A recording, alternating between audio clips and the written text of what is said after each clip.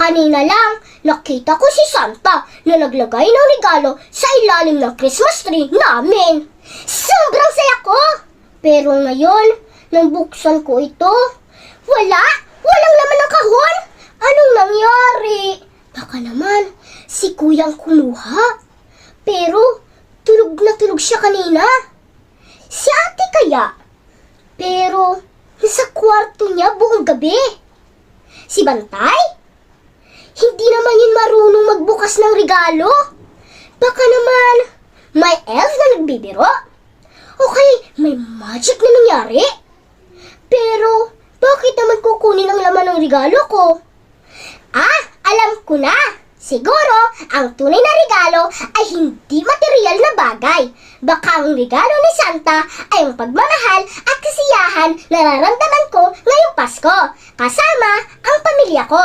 Kahit walang laman ang kahon, puno naman ng pagmamahal ang puso ko. At itong pinakamagandang regalo sa lahat. Maligayang Pasko sa ating lahat!